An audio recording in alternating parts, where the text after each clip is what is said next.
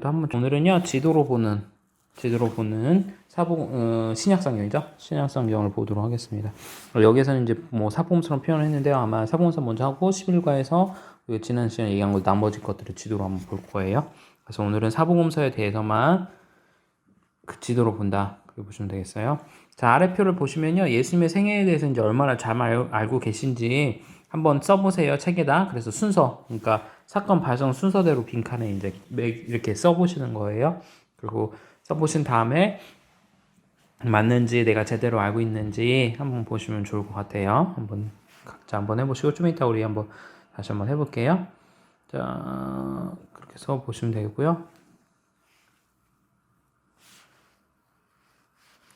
보시면 사복음서는 권수가 4권밖에 안 돼서 우리 27권 중에 별로 안 되는 것 같은데 그 분량면, 그러니까 장수를 개념을 잡으면 되겠죠.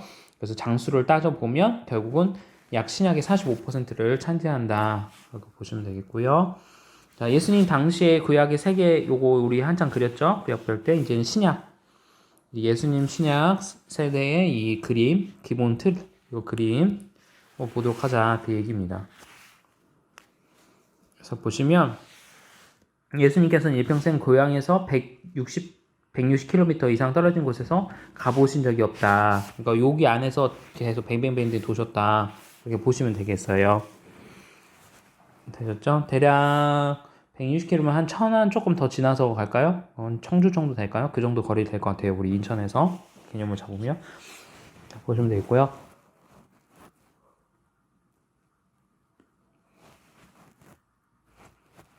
자, 그리고 구약의 세대는 바다의 이름이 신약에 들어와 바뀐다. 요거가 중요해요. 이름이 바뀌었다. 구약의 시대와 신약에 들어와서 신약의 사건들을 통해서 이름들이 바뀌었다. 뭐 지중해라는 말, 뭐 이렇게 되는 것들이 있고요. 갈릴리 바다도 그렇고 등등 있는데 한번 그것들이 무엇인지 한번 보자라는 거죠. 그래서 이제부터 현대적인 명칭, 지금 현재 우리가 쓰고 있는 명칭을 보자는 거예요. 현대 시대에. 그래서 여기를 지중해로 부르겠고 구약에서는 긴네라는 했는데 여기는 갈릴리 이름 바뀌었고 요단강으로는 계속 용화강을 불리고 있고요. 그 다음에 여매는 신약에서는 뭘로 바뀌었죠? 사해. 그렇게 보면 되겠다. 그렇게 해서 보면 되고요. 이제 이건 측면도인데요. 이게 무슨 말이냐면요. 이렇게 자르자는 거예요. 잘라서 이렇게 회전을 시켜서 보니까 이렇게 된 거예요. 그래서 헤르몬산이 여기 있어요. 그래서 우리 헬문산 시편 103 그 형제가 연합하여 얼마나 아름다운 거 시편 131편 잠깐만요. 33편이요. 네. 133편 3절이죠.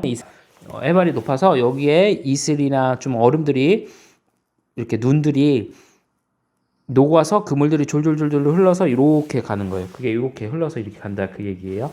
예전에 한번 설명드렸어요. 그 얘기고요. 또 하나 이제 보셔야 될 게 뭐냐면요. 자, 요렇게 한번 보실까요? 예루살렘이 어떻게 돼 있죠? 높잖아요. 베들레헴 예루살렘. 자, 에발산 갈보산 그리심산 돼 있고 갈릴리 바다. 요거 높단 말이에요. 그리고 여리고가 이 정도 있겠죠? 우리 갈릴리 바다 근처니까 요단 근처 뭐 요 정도에 있을 거예요. 그래서 보시면 우리가 보통 생각할 때 요 지도로 생각하면 예루살렘이 예루고 이렇게 있을 때 여리고에서 예루살렘으로 내려간다는 표현으로 쓸 것 같은데 성경에서 보면 어떤 표현을 쓰냐면 올라간다 표현을 써요. 올라간다.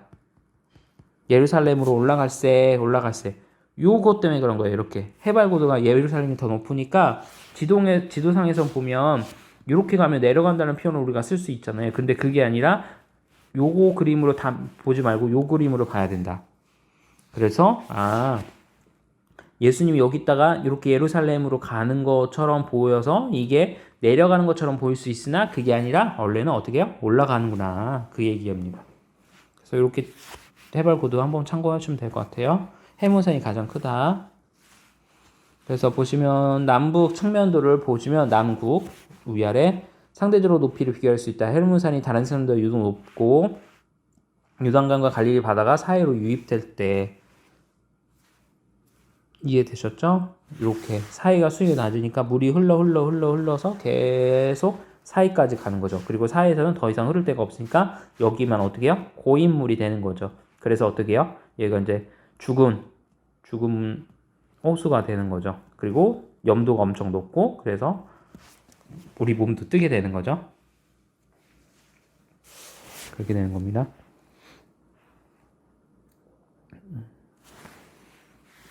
되겠고 예루살렘을 기준으로 그려본 팔레스타인의 동서 측면을 지중해 연해 해안변 그룹는지 이렇게 해서 셰팔라 고원을 있는 저지대를 셰팔라라고 한다.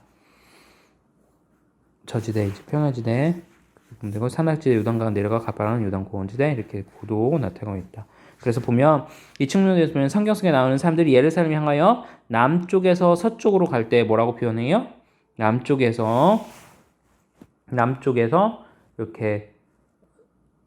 이렇게 표현하겠죠? 대각선 이렇게 갈 때 아니면 남쪽에서 북쪽, 동쪽, 서쪽, 남쪽인데 이렇게 갈 때 또는 아까 말한 것처럼 올라간다는 표현하죠. 여리고에서 동쪽을 향해 갈 때 여리고에서 제가 아까 잘못 설명했나요? 여리고가 먼저고 제가 한번 지도 좀 봐야 되겠는데요. 자, 네, 이렇게 이걸 봐야 되겠죠? 여리고 예루살렘에서 여리고로 이렇게 갈 때 이게 어떻게요? 내려간다라는 표현을 써야 되고 여리고에서 예루살렘 갈 때는 올라간다라는 표현을 써야 된다. 그 얘기죠. 자, 볼게요. 그 말이죠. 그렇죠? 그래서 예루살렘 향해 갈 때는 올라간다. 여리고로 할 때 뭐 어떻게 한다? 내려간다. 이렇게 쓰는 겁니다. 요거 때문에. 예루살렘이 이렇게 갈 때는 올라간다. 예루살렘에서 반대로 갈 때는 내려간다. 그 표현을 쓴 겁니다. 그래서 이걸 한번 보시면 이해하기 쉽겠고요. 자, 지도그리 우리 저번에 했던 것처럼 이렇게 나눠서 사해, 요단, 갈릴리 이렇게 나눠서 있다. 그래서 이렇게 이거 그리면 되겠네요. 이렇게. 그래서 요게 이렇게 있다. 갈릴리가 지방이에요. 우리가 저번 시간에 배운 것처럼 지방, 갈라디아 지방처럼 할 때 지방, 도 개념이에요. 여기도 사마리아, 유대. 사마리아는 엄밀히 따르면 뭐 지방이기도 하지만 크게 말하면 나라 개념이죠. 유대 나라도. 근데 유대 지방이란 표현도 쓰기도 하고 사마리아 지방이란 표현도 쓰고 그렇게 되는 거죠. 그래서 이둘의 베레아 이건 저기다 지방 예루살렘과 베들레헴 이거는 도시 그렇게 보시면 되겠어요. 그래서 그렇게 해서 보면 되겠다. 그래서 예수님은 주로 어디를 다녔다? 5지역을 두루 다니셨다. 5지역 잘 기억하세요. 갈릴리, 이두레, 사마리아, 베레아, 유대 이렇게 5지역을 주로 다녔었다. 그리고 갈멜세가 갈릴리 바다 사이의 지역을 갈릴리 바다로 해서 갈릴리라고 칭한다. 구약에서는 유다, 신약에서는 유대. 구약에서는 유다, 신약에서는 유대라고 표현한다. 갈릴리 지역은 사마리아, 동쪽은 이두레, 서쪽은 베레아라고 한다. 이 베레아랑 다른 거예요. 베레아. 사도행전에 나오는 베레아 사람들은 신사였다 할 때 그 베레아는 요거 잘 기억하시면 되겠습니다. 그래서 좀 확장 이렇게 보면 됩니다. 수고가 쌓인 여인, 야곱의 우물, 에브라임 엠마로 가던 제자 3명, 2명의 제자 이렇게 있다. 베다니 기적 베푸신 거 안전쟁이 그 다음에 베세다 오병이어 거러사 거인 귀신 들린 사람 고라신 하면서 이제 축복과 저주에 대한 이야기 나세레의 동네에 가나 혼인잔치 막달라 가버나움에서 말고 나인성 과부 이렇게 내용들이 있다. 이렇게 보시면 되겠어요. 그래서 지명할 때마다 어떤 사건이 있었는지 한번 보시면 되겠어요. 두로 여기 있고요. 시돈이 한 이 정도에 있고. 보시면 되겠습니다. 네, 넘어갈게요. 하나 더. 요 가이사랴 빌립보 지방. 여기 있었다는 거 체크해보세요. 가이사 빌립보 종종 나오는 도시. 보세요. 자, 주요 도시들은 보면 지상 사역에는 20개의 도시만이 언급되고 20개의 도시를 지도에 표기했으니 참조해 보라고 하는 거고요. 복음서의 요약 및 연구를 위해는 7개의 도시 필요하다. 그래서 보시면 되겠습니다. 그래서 쭉 읽어 보시고요. 도시인 가나에서 남쪽으로 약 10km 떨어진 지점에서 예수님이 소년신을 뵙던 나세렛 있다. 수가선 여인 뭐 등등. 아까 방금 살폈던 요거예요. 그 내용들 다시 글자로 표현한 거예요. 자, 그래서 이제부터는 어떻게 보느냐? 여기까지가 이제 지도였다면 지금부터 이제 알파벳 순으로요. 그거의 약자들을 따서 영어식이죠. 해서 그 사건들이 어떤 사건들이 있었는지를 예수님의 일대기를 쭉 설명하는 거예요. A는 뭐다, B는 뭐다 그런 식으로. 그래서 알파벳 26개를 해서 이렇게 외우기 쉽게 이렇게 팁을 만든 거죠. 그래서 한번 참고해 주시면 되겠습니다. 그래서 마태복음은 A는 엔젤, B는 벌스, 그 다음에 목수는 카펜터, 비둘기는 도브, 그렇게 엔젤 이렇게 하고 뭐 등등 있다, 벌스 있고 뭐 카펜터 있다, 뭐 등등 그냥 이렇게 있다 보시면 되겠어요. 우리는 그림책을 통해서 외웠기 때문에요. 아니면 뭐 이미 여러분들이 하도 많이 옛날부터 어려서부터 지금까지 몇 수십 년 동안 성경 말씀을 많이 들으셨으니까 대략적으로 아실 것 같아요. 자, 그래서 가브리엘 천사가 나왔다. 가브리엘. 그래서 뭘 얘기하죠? 나사렛의 마리아에게 나타나서 성령으로 잉타하여 예수님을 낳게 될 것이다. 설명한 게 천사. 그 다음에 어떻게 해요? 그 예언대로 태어났다. 베들레헴에서 태생하신 이적중 설명되었고요. 예수께서 초창기 성탄절에 초수로 옮기셨을 때 천사들은 정말 귀하게 여겼을 것이다. 만세 전부터 만골의 영광 이렇게 해서 쭉 보시면 되겠어요. 그 다음에 공생애 전 30년 동안 어떻게 하셨죠? 목수로서 하셨다. 우리 이제 나이로 저번에 연도로 볼 때는 실제는 AD 그러니까 예수님 탄생 전 5년에서 6년 사이고 공생애 3년을 보고 그래서 결국은 대략 보면 한 32살 정도의 공세를 시작하셨고 그 전까지는 어떻게 해요? 아버지를 따라 목수 일을 하셨다. 육체적인 아버지죠.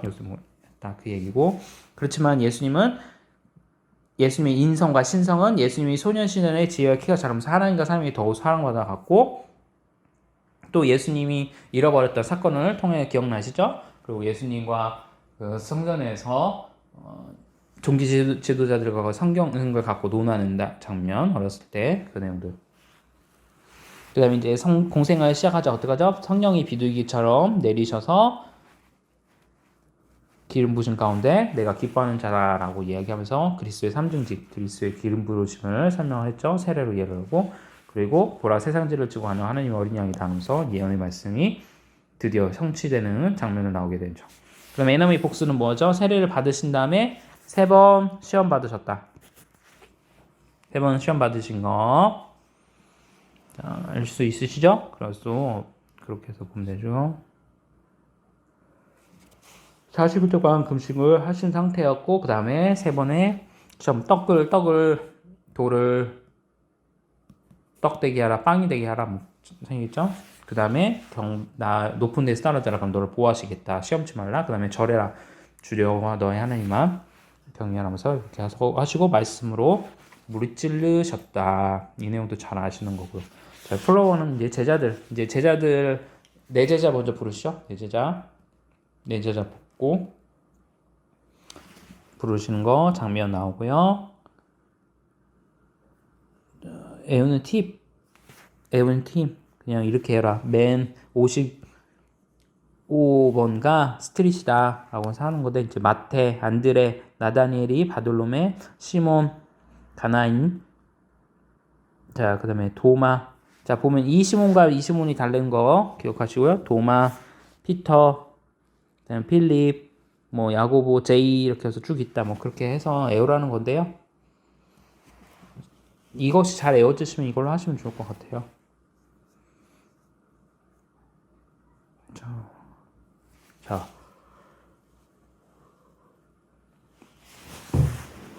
숫자 5에는 알파벳 J로 시작하는 글자로 이렇게 붙이라 그 얘기예요. 야고보, 제임스, 알페오, 세베드의 아들이 있고 알페오, 야고보가 있어요. 요거 기억하시고요. 세베드의 아들이자 야고보의 동생. 요한, 베드로가 친구죠. 그다음에 야고보의 아들, 가룟니다. 이렇게 보시면 되고. 있는 내용들 다 아시니까요. 자, 중요한 거는 이거예요. 예수님은 3년의 사역 기간 동안 그들과 함께 생활하면서 그들을 제자로 키우셨다. 그것은 예수님의 도제들이었다. 도제사사. 예수님이 도를 갖춘다. 제자를 양육하는 3년 동안 어떻게 해요? 먹고 마시고 함께 동고동락 하시면서 주님께서 말씀으로 계속 가르치시고 그들이 성령이 충만한 가운데 임했을 때 그 말씀, 가르쳤던 말씀들을 깨달아와 그것들을 교회에 가르치는 사도로서 하나님께서 이끌어 가셨다.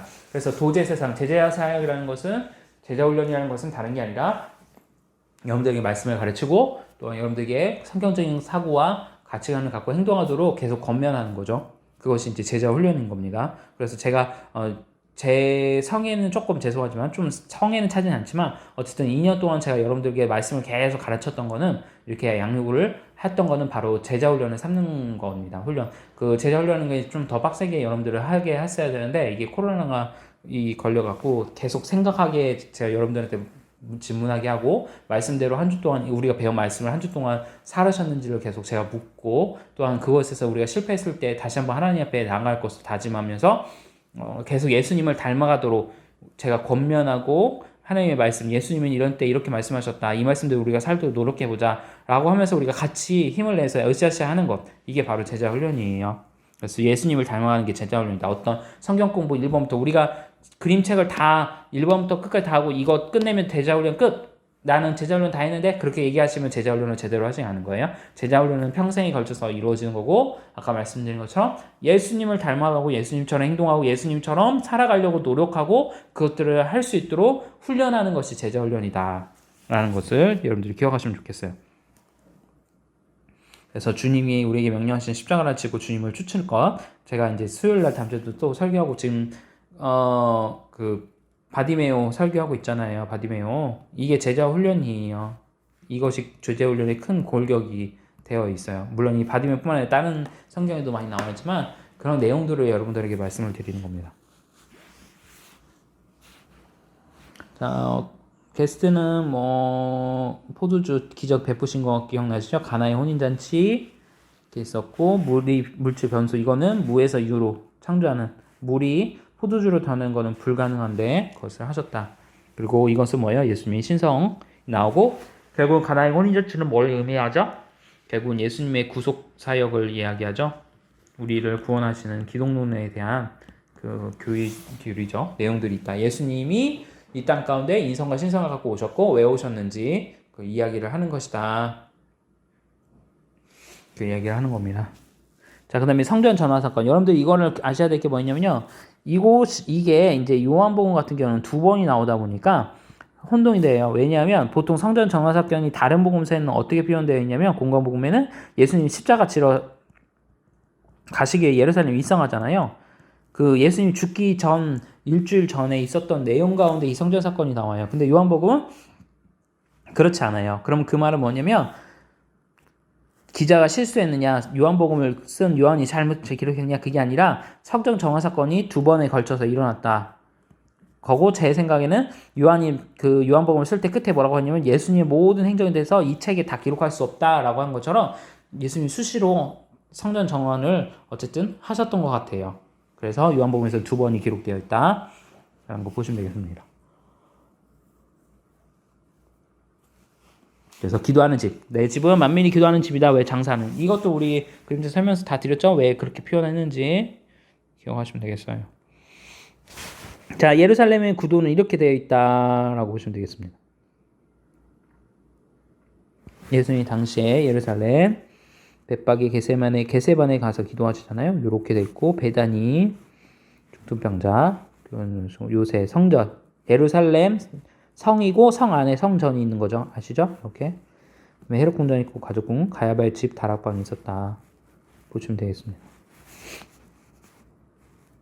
자, 예루살렘 당시 헤롯 선전. 왜 헤롯 선전인지 아시죠? 헤롯이 성전을 지었어요.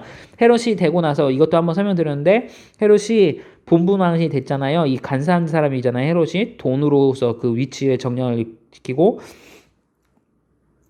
잘 보이기 위해 로마 황제한테 잘 보기 위해서 애를 쓰잖아요. 그리고 더불어 이스라엘 백성한테 뭐랄까요? 이렇게 그 점수를 얻기 위해서 뭘 만드죠? 이 새로 예루살렘 성전, 헤롯선 예루살렘 선전을 다시 복귀하고 하죠. 그래서 그것을 헤롯 선전, 헤롯의 이름을 따라 헤롯 선전이라 표현하는 겁니다.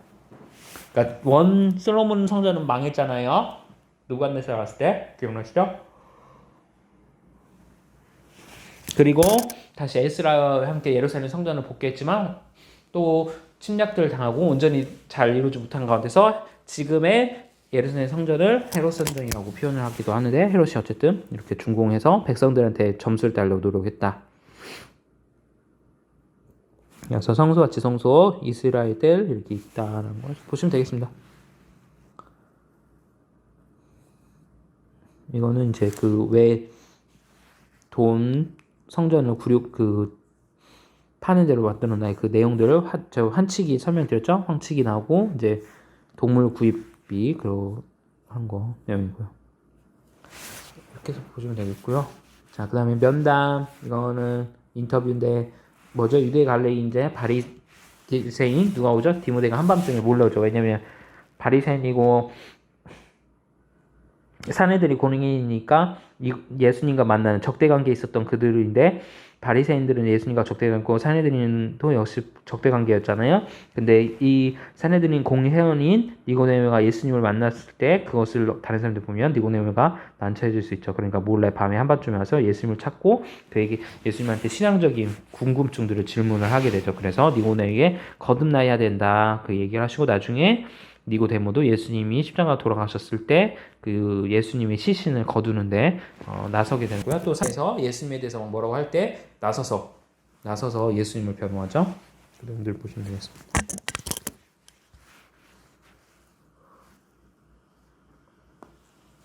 그다음에 야곱의 의문을 요한복음이죠. 지금 이제 내용도 요한복음 내용을 갖고서 이제 설명하는데 야곱의 의문은 누굴 만납니까? 사마리아 여인을 만나죠. 그래서 왜 야곱의 의문이죠? 사마리아 여인 그때 이야기하죠. 우리는 야곱을 통해서 우리는 야곱의 자손으로서 하나님을 경외합니다. 그리고 이것은 야곱의 의문입니다. 라고 표현하면서 이야기되고 그곳에서 내가 영원히 목마르지 않는 생명수를 주겠다 하시면서 예수님이 사마리아 여인을 전도하시는 장면을 볼 수 있습니다. 자, 예수님은 수가성의 구원의 메시지를 전하실 때 사람의 존경을 받는 상류층에서 시작하여 그들의 영향 아래로 흐르게 하지 않으셨다는 거죠. 상류층에서 하지 않으셨다. 사마리아 여인이 마을로 돌아가 우물가에 있는 어떤 사람이 자신이 저질렀던 모든 행위를 알고 있었다고 정했을 때 이제 그러면서 수가성에 대한 또 성 사람들에게 대한 내용 봉전했던 걸 이야기하고 친척 누가 나의 자녀이냐 아니 그 가족이냐라고 할 때 뭐라고 했죠? 예수님이 뭐라고 합니까? 주님의 말씀, 아버지의 말씀을 뜻하는 자가 바로 내 가족이다. 라고 하죠. 예수님의 오지 마리아는 예수님을 믿었지만 형제 자매들은 그렇지 않았다. 예수님의 동생들 장남이에요. 예수님이 알고 계시죠? 그래서 그 내용들 이렇게 보시면 되고요. 예수님의 동생 야고보 아까 안드레아 그 세베대 아들 야고보와 또 그 야고보가 다르다. 그래서 이거 기억하시면 되겠소. 이 야고보가 나중에 사도행전에서 어떻게 해요? 사도가 되죠. 그리고 예수님 우리가 나세셋에서 가족 같은 도라 이렇게 했다 보시면 되고 선지자가 자기 고향과 자기 집에서는 존경을 받지 못한다. 또 참고하시면 되겠습니다. 자, 장소 로케이션 사역 장소가 바꾸어 가버나움에 기거하셨습니다. 그래서 가버나움은 이후 3년 동안 예수님의 사역의 본부가 되었다. 예수님은 잠깐만 예루살렘에 올라가곤 하셨다. 공생의 기간 동안 대부분을 갈릴리 지역에서 보내셨다. 사복음서에 기록된 예수님의 이적과 비유의 80%가 가버나움을 근거지로 갈릴리에서 수행하신 것이다 라고 보시면 되겠고요. 그래서 결국은 80%가 가버나움에서 했다는 것이 놀라운 거예요. 그러니까 예루살렘이 아니라 예루살렘 아닌 이방 땅에서 복음을 더 증거하셨다는 거. 그것을 기억하시라.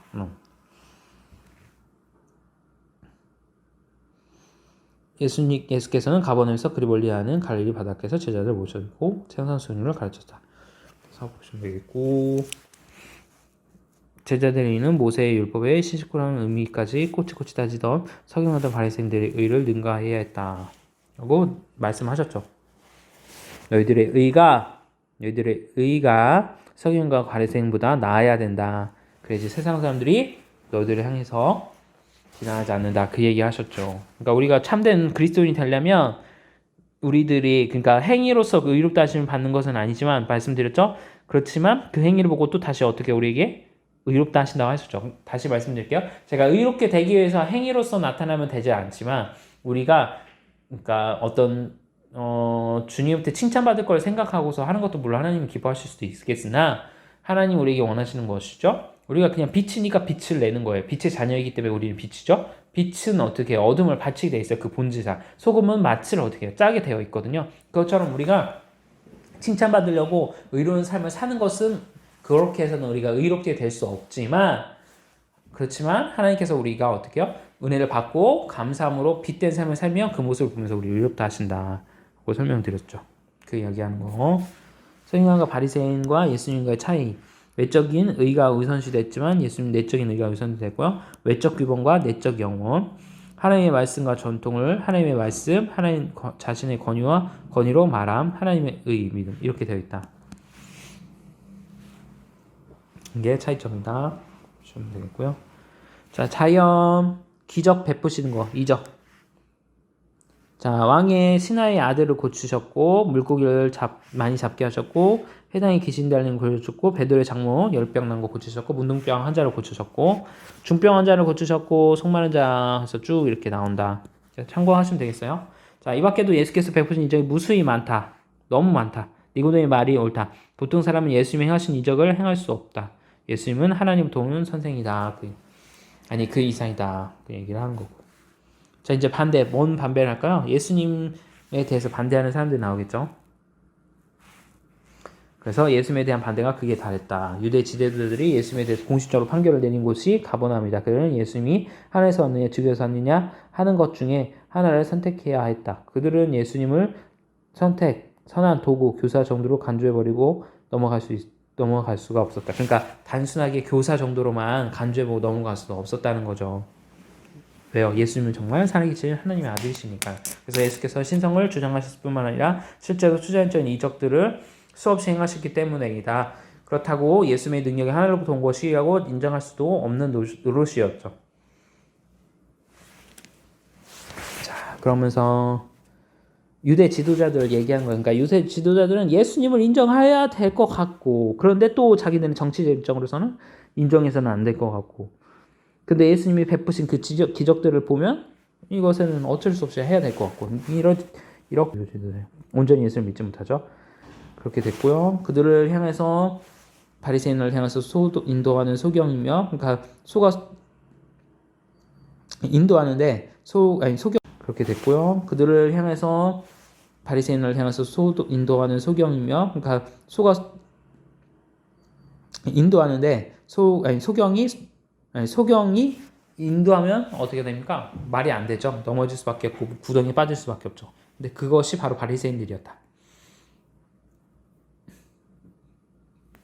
그 다음에 해체란 무덤 죽은 자들의 뼈로 가득 차서 이렇게 책망들을 많이 하셨죠. 그리고 이렇게 예수님이 계속 이런 작심바람들을 하니까 그들의 심기가 좋을 수 없죠. 그리고 예루살렘 아까 말한 것처럼 성전 청결 사역 그걸로 해서 돈들을 많이 받았는데 종교지도자들이 그것도 못하게 막 예수님을 난리치니까 수입이 확 줄어들고 그러니까 더 예수님을 죽이고 싶었겠죠.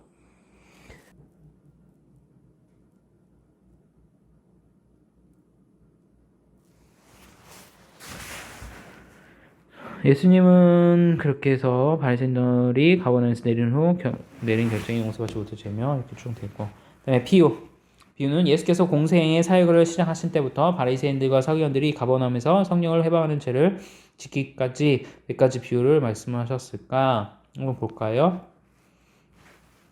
상상 속에서는 모래와 반석 위에 짓는 사람의 비유인데 자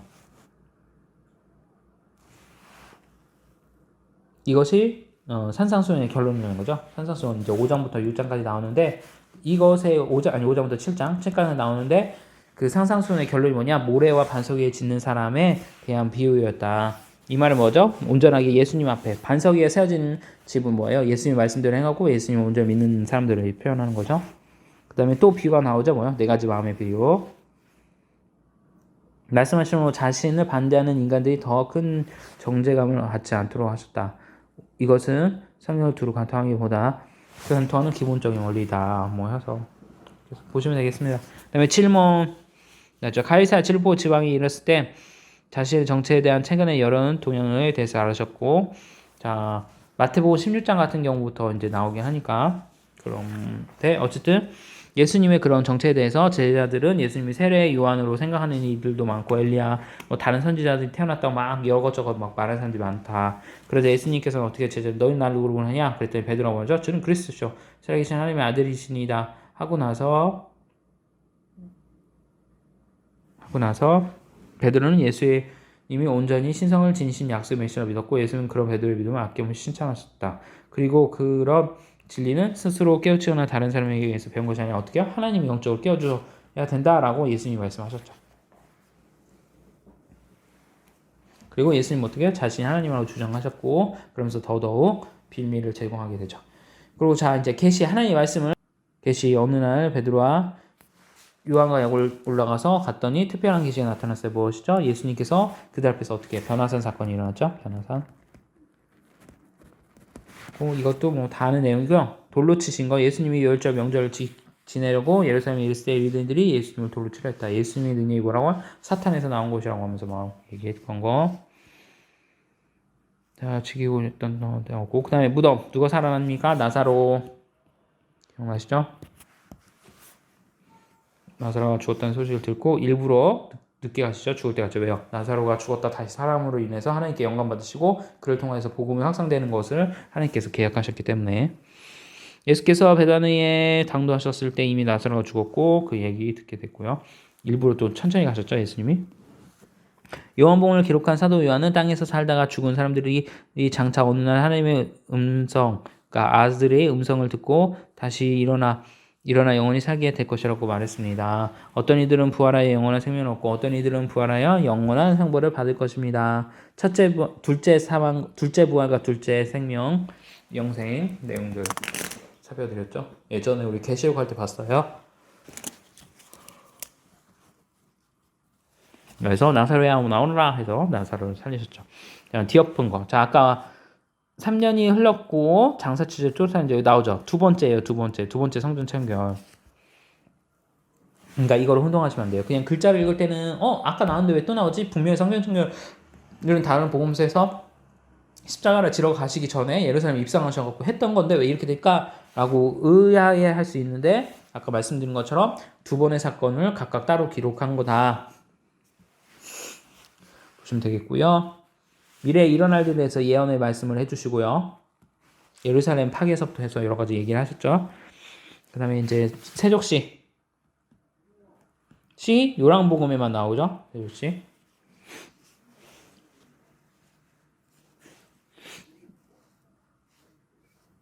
나오고 그 다음에 사형 집행 당하시고 그 다음에 요 X자를 십자가 형태로 와서 표현하기도 했고 그리스도 X 해야 되는 거고요. 첫 번째 인간의 죽음과 예수님의 죽음의 차이 첫 번째예요. 예수님은 자발적으로 죽으셨다. 둘째 예수님의 죽음의 어떤 죽음이 그냥 단순한 개인의 자해에 대한 죽음이 아니라 대속의 죽음. 본인은 죄가 없으시지만 다른 사람의 죄를 어떻게 자기가 가지고서 죽으셨다. 이겁니다. 그래서 예수님의 구속의 공로를 우리 것으로 만들려면 믿음으로 받아들여야 한다. 우리는 하나님의 용서를 획득할 만큼 선행을 베풀 수도 없으며 또 그만큼 선해질 수도 없다라는 거 이렇게 보시면 되겠습니다. 결국은 그냥 은혜인 거죠. 공로, 이건 우리 공로가 아니라 예수님의 공로. 그다음에 예수님이 부활을 하셨다. 자, 쭉 설명하고 그다음에 시온 다시 승천하셨고 시온산에 앞에 위에 세워졌기 때문에 시온이라고 한다라고 하는데 예수님은 예루살렘 동편의 감난산에서 승천하실 때 하늘로 올라가는 것을 본 그대로 다시 오겠다고 설명하셨다. 그래서 부활은 이렇게 하시고 다시 승천하시고 오실 것이다. 자, 앞에 그 문제 답변이에요. 그래서 이거 보시고 한번 보시면 될 텐데, 자, 이거는 이제 알파벳 순서로 하면 A부터 이렇게 된다. 이거는 이제 참고하시고 외우기 힘드시니까 여러분들 그림책으로 보세요. 그러면 다 나오니까.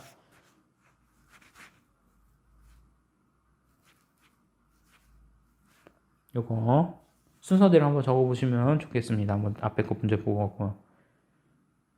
됐죠? 그래서 보시면 일단 제가 보면 베들레헴에서 탄생하셨고 나사렛에서 목수 생활 하셨고 그 다음에 어떻게 해요? 세례가 없죠. 세례가 없으니까 어떡합니까? 사탄이 나오겠죠?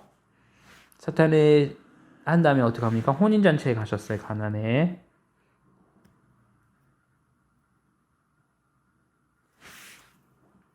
자, 다섯 번째는 성결 정결 하시러 성전에 가셨고요. 그 다음에 니고데모의 대화가 6번, 산상수훈이 7번, 그 다음에 8번 천국의 비유에 대해서 얘기했고 9번 나사렛 무덤을 살리고 10번 제자들이 발효시키셨다. 이렇게 순서가 되는 거 보시면 되겠습니다.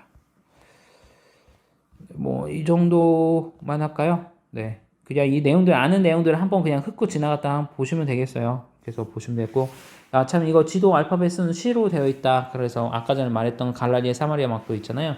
그 위치를 잘 모르겠으면 이렇게 C형, C를 생각하시면 되겠어요. C 모양이 됐다. 26가지 사건들이 모두 지역관지요. 그래서 그 지역들을 그렇게 써보시면 되겠습니다. 앞에 한 번만 다시 그려볼게요.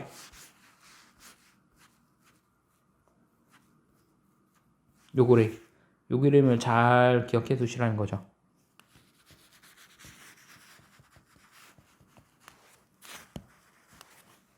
이렇게. 그래서 요 그림 사건들은 어떤 사건이 있었는지 제가 아까 설명드린 거 다시 한번 묵상하시면 되겠습니다. 자, 오늘은 여기까지 하겠습니다. 수고 많으셨습니다.